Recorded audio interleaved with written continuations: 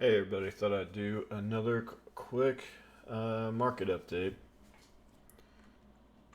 So for backtest this week, I have one on my Twitter. That'll be your first backtest. And what this is block trade selling. This indicator that I found on TradingView, you take the block trade value on upticks minus block trade value on downticks, and that would be the purple line here. That is the result. And these down here are very low, meaning lots of block trade net selling. So if it's on a downtick, I view that as selling, although it's not necessarily selling, but there's a decent chance if you have a block trade on a downtick for a stock that it could be selling. Anyways, so I did a back test of times where this was 20th percentile selling or below, and S&P 500 is extended above the 2.25 ATR 20 EMA Keltner channel. And the red lines are all the times that occurred, because on, I think it was Wednesday or Thursday, we had pretty heavy selling and a close above the Keltner the prior day. So this particular backtest is where I just filtered out all the signals since March of 20, and it's been pretty reliable. And in terms of backtesting, I always give a little bit more weight to recent history because markets do change over time. But what is different, I guess, now? Well, VIX is finally normalized. So will that change this? I don't know. VIX normalizing does two things for you. One, the biggest moves lower almost always happen from low VIX regimes. But low VIX, you tend to have more positive days than negative days. Like your percentage of up days is higher in low VIX than it is in high VIX. So there's that. And in general, low VIX, realized volatility going forward on average tends to be lower, but like I said, you do have higher risk reward, like your chance of a fat tail, like left tail event goes up when VIX is very low, especially low for a long time. Because, I mean, it catches people. That's just a situation where people get caught off guard. And if you have high positioning like we do on quite a few metrics right now, if you do go lower, and if people start buying puts, and if VIX starts to increase, which it typically does when we go lower, then you create a Vanna tailwind or headwind where it pushes you lower. So as people buy puts and as puts increase in value, not just from SPX going lower, but also from VIX increasing, the IVs increasing also increases the value of those puts. So now dealers are having to re-hedge to get back to neutral and selling futures, selling equities. So it does set up that potential. So that, like I said, that is the difference now. Will it negate this signal this time? It's possible. Or will it accentuate it this time? Possible as well. We have had this trigger a lot recently. The last time it triggered a lot was back in August, which was kind of a mini melt up. And this melt up here, I'm calling it a melt up at this point. It's very similar to this one structurally in terms of price action and in terms of quite a few things that we're seeing. There are a fair number of things that are not aligning like August. Last week I said if we get to 4,200 this next week in a melt-up type fashion that I would go full cash most likely, and I did do that. However, and doing my research this weekend, I'm seeing a number of things that I would have liked to have seen for somebody that just went full cash, because I rarely go full cash. I'm usually a bull. And I'll get to that. I'm going to tell you all the reasons why I could be wrong for going full cash in this video.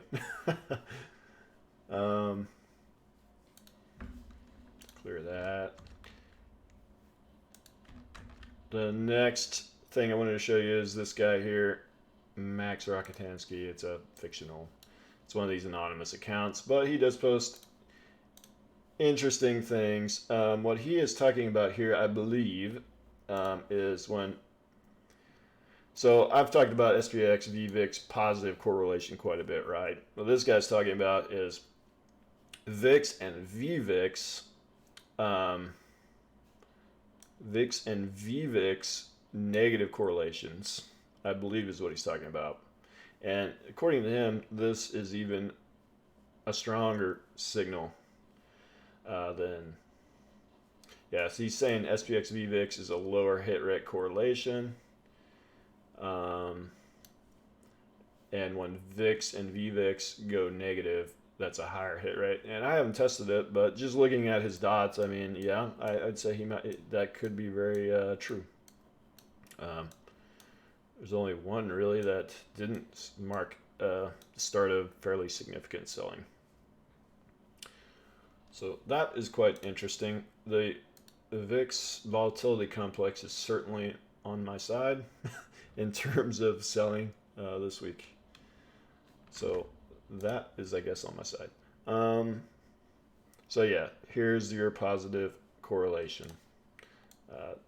So this is S&P 500. I have the 5-day correlation to VVIX turned on, and yes, it's quite positive, and that is potentially a red flag. And what I was talking about with the negative correlation between the VVIX and VIX, VVIX is purple here, the VIX is red here, and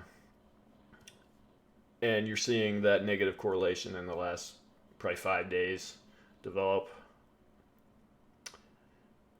And he's saying that has a pretty good predictive power. We'll see. Other instances, you could argue that it definitely started to occur November of 20 and took a long time, obviously. But there was definitely some negative correlations here.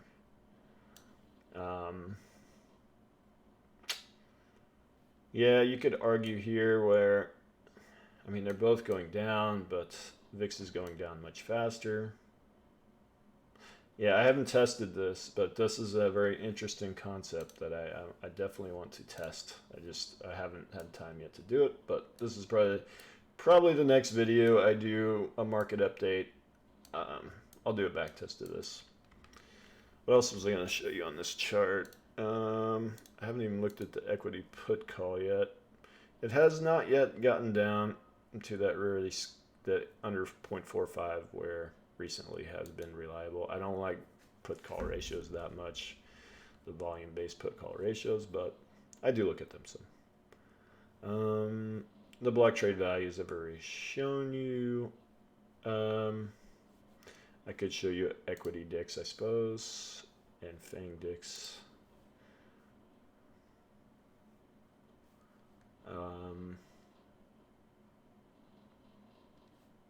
So here's equity DIX, still pretty strong. Not the most reliable. The equity DIX is not the most reliable. FANG takes a bit to load. DIX itself, I didn't even put it in the charts this week, but it's still around 43.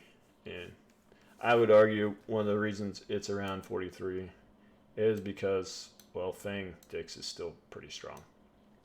44 on Friday. I think DIX on Friday.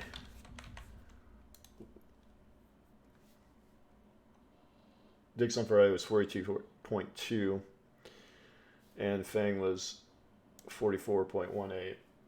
So FANG is really holding it up, because if you look at the total DIX from tradingvolatility.net, it's quite low. So underneath the surface, there's quite a bit of dark pool selling, but FANG is really holding up DIX here.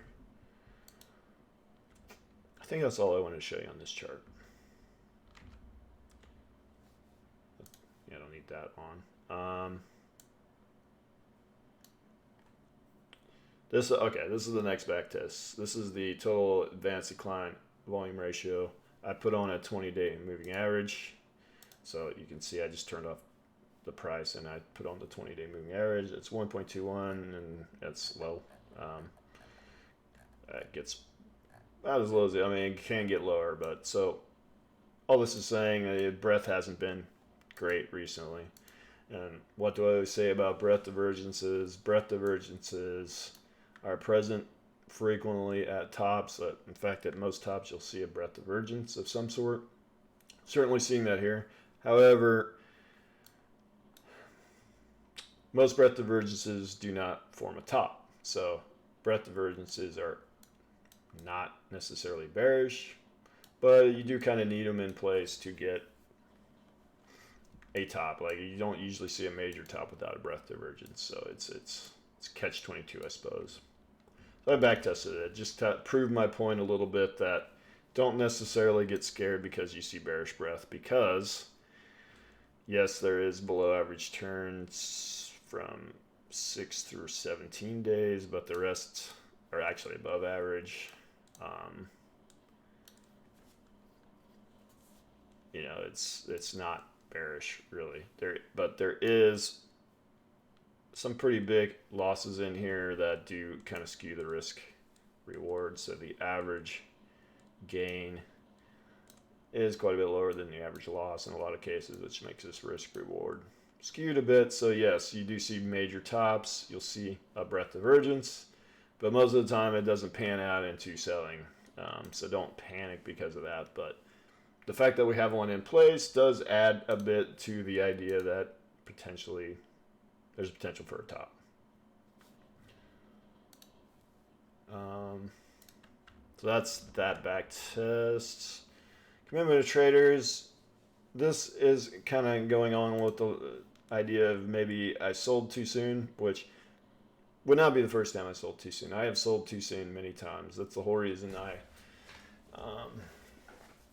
went through this year-long research on trying to determine when a top is a higher probability to reduce your risk. And the reason I did that is because so I had a pretty good run as a trader up through 2017.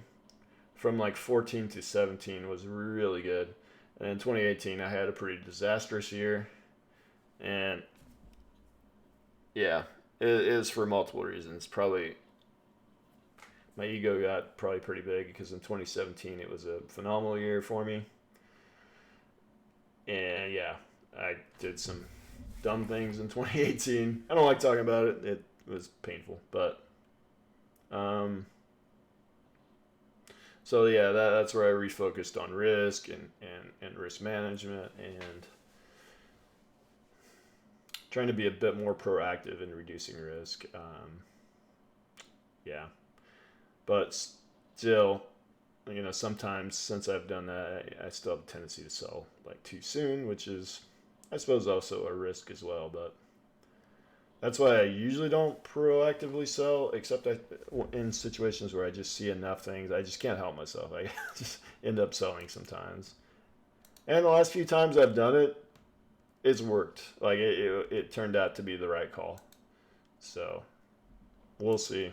I'm seeing a number of things that suggest maybe I'm wrong this time, but still, there's a lot of things. I'm going to get into some stuff. There's still a lot of things that do confirm that it's time to tighten up risk. At a minimum, if you're still long, I do think wait for some price confirmation to break down before you sell, which is what I should probably have done.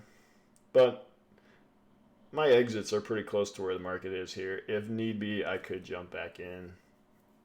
But I've done that before and gotten chopped up pretty hard. So I like to, after I make a major move like that, I like to give it a few days and let it simmer. So we'll see. We'll see. Anyways, what I'm saying is I would have liked to seen the dealers did drop slightly, but I would like to see it start to break down a bit here below this recent low quite a bit quicker. But the market has ramped so hard so fast here that you're talking about Tuesday's close, which where were we on Tuesday? I mean, we were quite a bit lower. So it just hasn't had time to keep up. And the COT comes from Tuesday's close, so yeah, I think you'll probably see this deteriorate pretty fast going forward. But we will see. Options OI. So this is kind of confirming for me a little bit. We're starting to see. So we had the OPEX, and then after the previous OPEX, you saw a pretty good ramp with put buying coming right back in. The open interest quickly recovering the very next day after OPEX. So we'll see on Monday how much this ramps. Probably a little, but if this quickly rolls back over and starts getting under this range we've been in, that would really signify that hedges are being removed, and that's when we could actually have follow through on the downside. And when you have a ramp like this, I mean, we have barely had a retrace. I mean, we had this a little bit here back in February and March, but since then, almost no retraces at all. When you get these ramps like this ramp, literally all it takes is that one day when you see the breadth will be usually pretty heavy negative. You're looking at order flow, the delta will be very negative, and there's just no upticks at all. It's just somebody big is hammering the bid all day, and you have no bounce. Like, there's no immediate bounce back. The first time we get like 50 to 100 point retrace with no bounce, I think we're done. I think the uptrend is done, and you'll see a correction. When that happens, it's extremely hard to tell. But I would not fight it.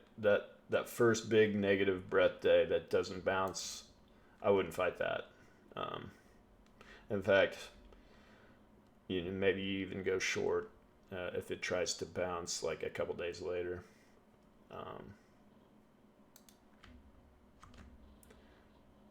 This is where I get that data from. If anybody's curious, I had a few questions on that.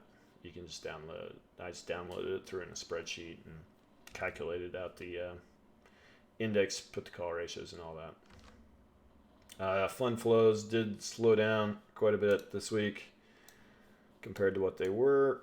So I mean, yeah, that's something that does kind of. I would have liked to have seen massive inflows continue.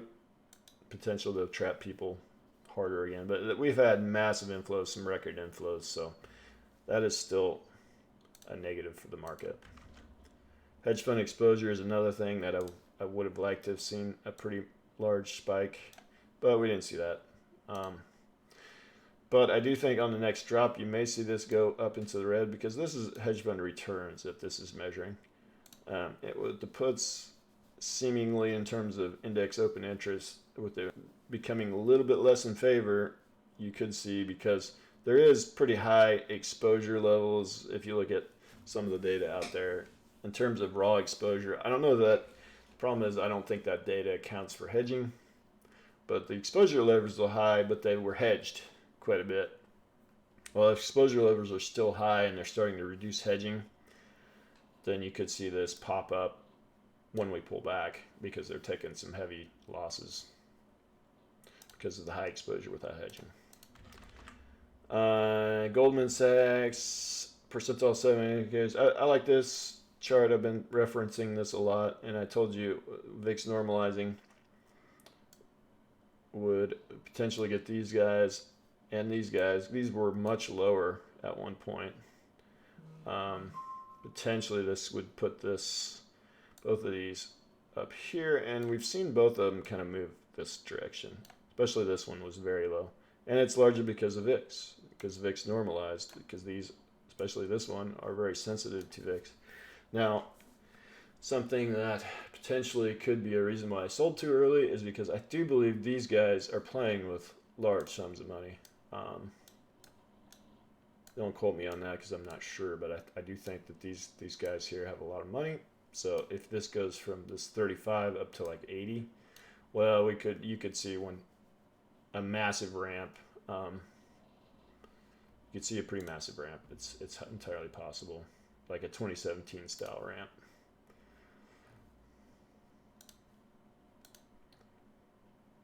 ramp. So yeah, this is, if you average all those, that's where we're at. Pretty high. BVA bull bear, I've said it like this many times as well. This is another thing that there's still room to run on this. It was 7.7 February 2020, so there's still potential to go a bit higher on that. This hadn't updated for a few weeks though, so let's get the next update on that, I suppose. Insiders, this is incredible to me this week. But highest ever insider selling by far. And some people say insider selling isn't a big deal. Insider buying matters, but insider selling is not a big deal.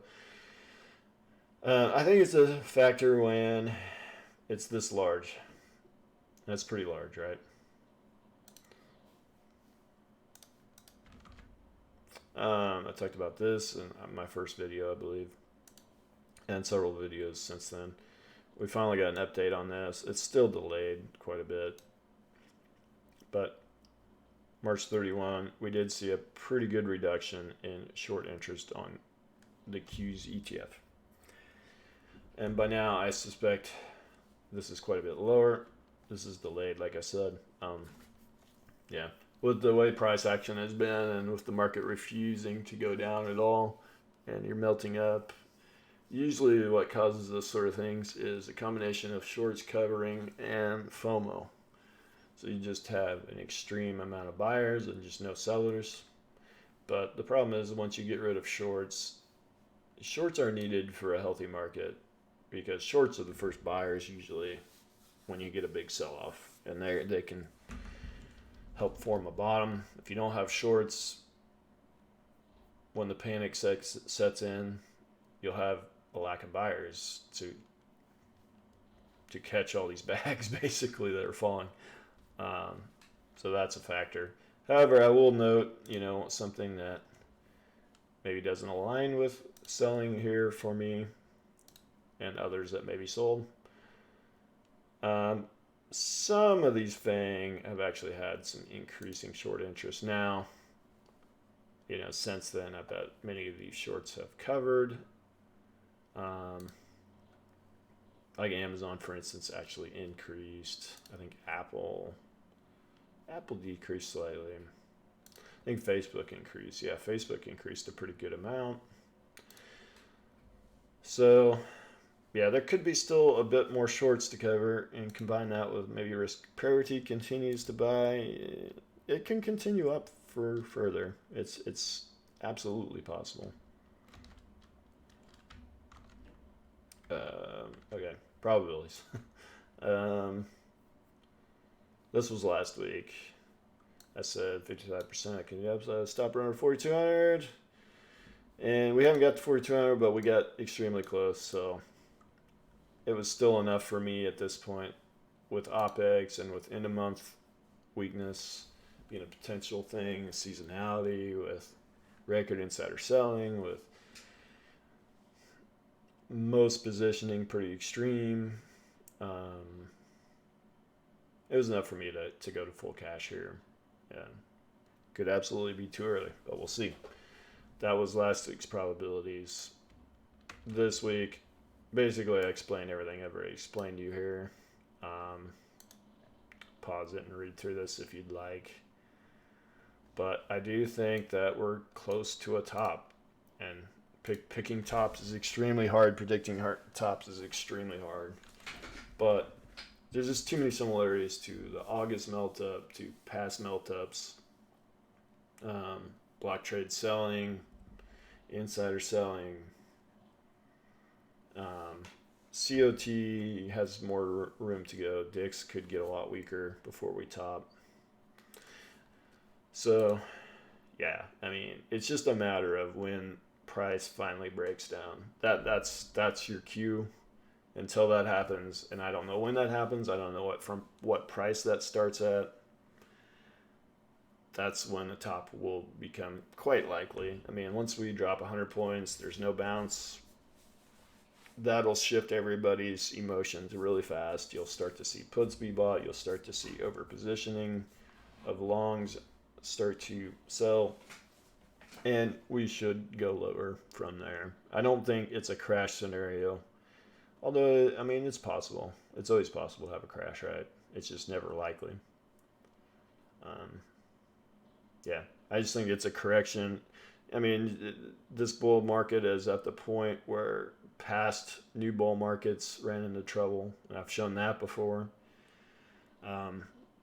yeah, it's just a lot of factors. And maybe because everybody else is looking at that, just like I am, maybe that means we don't top yet. Too many people are calling the top, possibly. That's possible. That's absolutely possible. Um, yeah, last thing, thought of the week. So everybody talks about AI, and I've dabbled with AI. I've watched videos on AI from CENTX and others. And you basically have to feed these neural networks like a lot of data for them to work. Like if you feed an AI small amounts of data, they don't work very well.